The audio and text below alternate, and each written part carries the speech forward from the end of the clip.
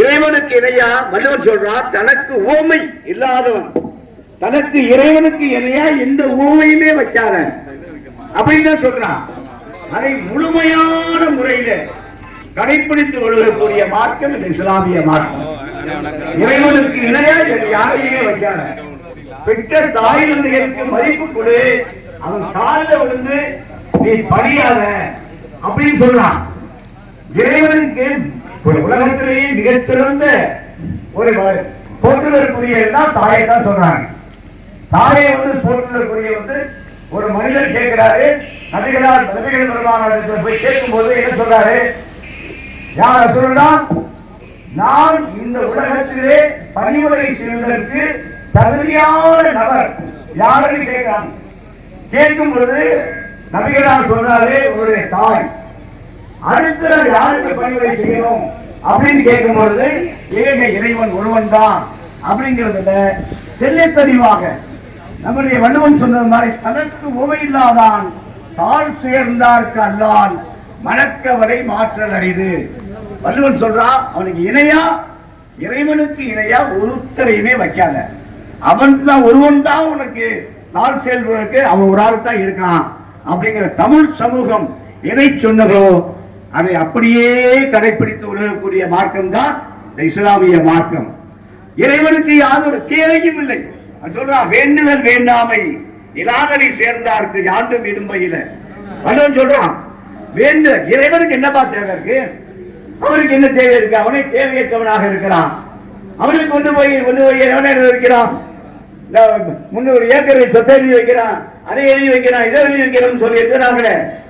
பக்கத்தில் இருக்க மனிதனை பாருப்பா, உன் கண்ணுக்கு தெரியல, உன் சகோதரனை பாரு, அவன் கஷ்டப்படுறானா, அவனுக்கு முதல்ல உதவி செய். அவன் செய்யற உதவி தான் எனக்கு செய்யற உதவி, அவனுக்கு செய்யற உதவி தான் எனக்கு செய்யற உதவி. இறைவன் அப்படிதான் சொல்றான், உனக்கு முன்னால கண்ணுக்கு முன்னால கஷ்டப்படக்கூடிய மனிதனை பார். மனிதனுக்கு செய்யற உதவியை தான் இறைவன் விரும்புறான். அதைத்தான் அவங்க சொல்றாங்க. இந்த மார்க்கம் போதிக்கக்கூடியது இஸ்லாம் சொல்லக்கூடிய மனித நேயத்தோட உன்னுடைய சகோதரனை பார், கண்ணுக்கு தெரியக்கூடிய உன் சகோதரனை பார். கண்ணுக்கு தெரியாத என்னைய போய் பார்த்து என்ன பண்ண போற, நீ கண்ணுக்கு தெரியுது இல்ல, உனக்கு அவன் கஷ்டப்படுறான்னு தெரியுது இல்ல, அவனுக்கு செய்ய உதவி. இந்த வகையெல்லாம் உள்வாங்கித்தான் எங்களுடைய ஆசிரியர் பெருமானார் அவர்கள் நாம செய்யக்கூடிய ஒவ்வொரு உதவியும் இந்த மனித குலத்துக்கு போய் சேர வேண்டும், மனித குலத்தினுடைய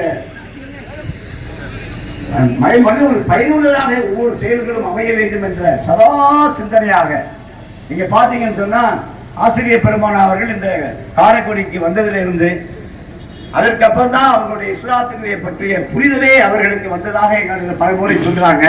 இஸ்லாத்தினை பற்றியான தேர்தல் அப்பதான் இறைவன் என்ன சொல்லி இருக்கிறான், நம்ம எதற்காக பிறந்தோம், எதற்காக இந்த மண்ணிலே இவ்வளவு காலம் இருந்திருக்கிறோம், நம்ம செய்யக்கூடிய தலைமுறைகள் என்ன அப்படிங்கிறத உணர்ந்துதான் அவங்க நிறைய பணிகள் அவருடைய செயல்கள்லாம் சொல்ல மாறாது. அந்த அளவுக்கு அவர்களுடைய செயல்களை செஞ்சுக்கிட்டே வராங்க. மனித இனம், அதாவது மனித நேயத்தோடு ஒவ்வொரு சமூகமும் நம்மோட ஒன்றோடு பின்னி பிணைந்து இந்த சமூக கட்டமைப்பை நாம எல்லாரும் ஒரு வலுப்படுத்தணும். நம்ம அந்த பிறந்திருக்க மண் மிக சொற்றபுரியான மண். இந்த தமிழக சமயம் இருக்க ஐயா அவர்கள்லாம் வட மாநிலத்திலாம் போய் பணி செஞ்சிருக்கிறதுக்கு வாய்ப்பு இருக்கு. இருந்தாலும் நாங்களும் பல்வேறு வகையில் வட மாநிலத்துக்கள் எல்லாம் பார்க்கக்கூடிய வாய்ப்பை இறைவனுக்கு கொடுத்திருந்தோம். அதனால அங்கு போய் பார்க்கும்போது அங்கே இருக்க சமூக கட்டமைப்புகளுக்கும் நாம இந்த தென்பகுதியிலே வாழக்கூடிய சமூக கட்டமைப்புகளுக்கும் நிறைய வேறுபாடு.